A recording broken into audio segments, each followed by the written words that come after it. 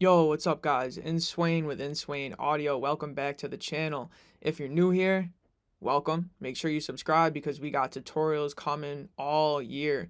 I got so many planned, lined up, ready to go. So don't miss out. Welcome to the family. Anyways, let's get into it. Today, we're going to be talking about common myths in mixing that are not true. Let's get into it. All right, so the first myth that gets thrown around a lot is to not make any EQ moves more than 3 decibels.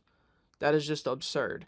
Um, it is totally normal to boost and or cut more than 3 decibels.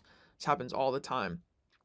Um, I think when people say this, they're coming from a good place. I think what they mean is that if you find yourself needing to do that frequently, maybe there's another issue at hand, which may be the case. But just as a hard rule, saying you should never make an EQ move more than 3 decibels is just crazy. That happens all the time.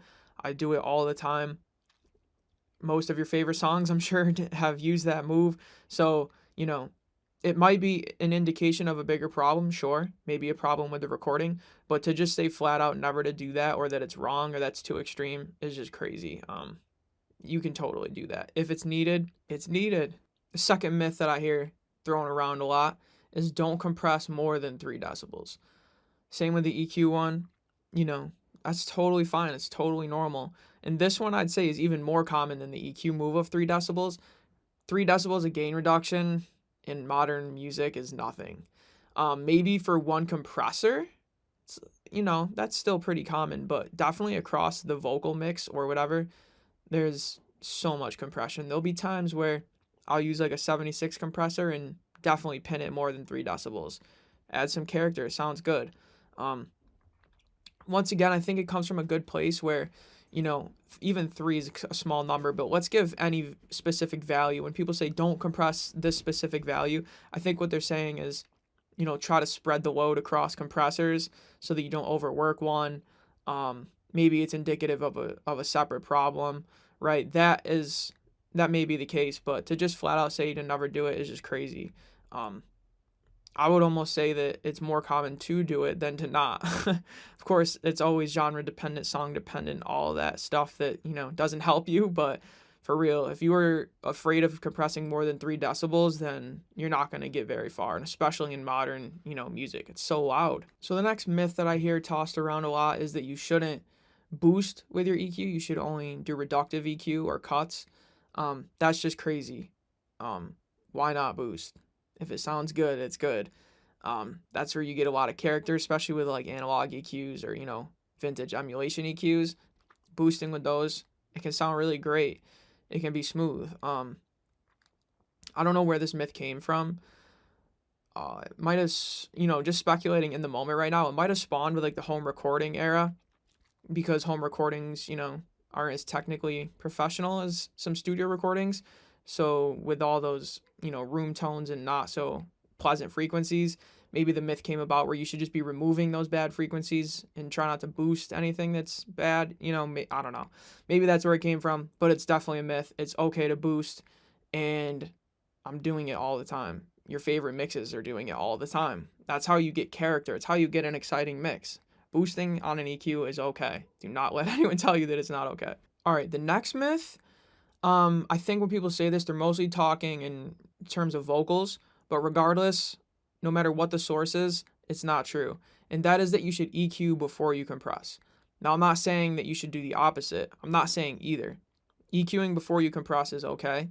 Compressing before you EQ is okay. It's all depends on the signal and what it needs and what you're trying to do.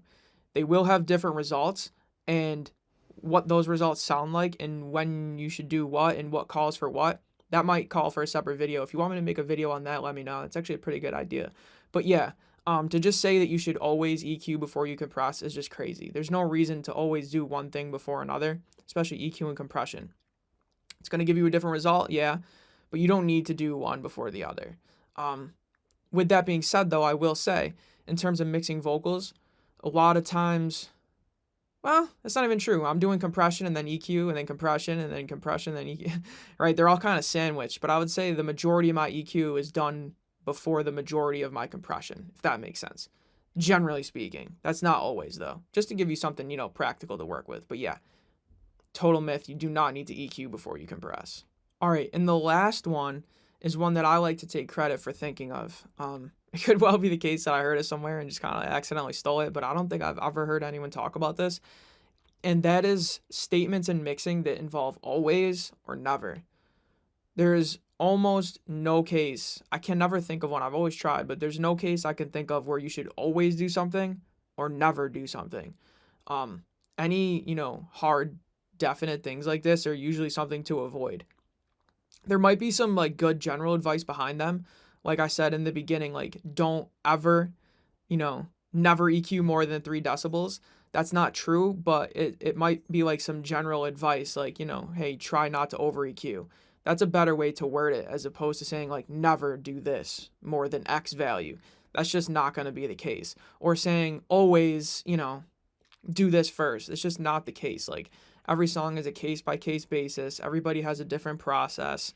We have different goals. The sound of music is always changing also. So you can never say to always do something or to never do something.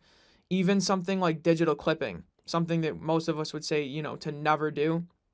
There's times where that might sound good or that might be part of the genre or the style, or maybe it's something that we're trying to achieve. So, unless you can think of one, let me know in the comments, but there's really nothing I can think of that's always or never because there's no rules here. So yeah, how helpful is that, right?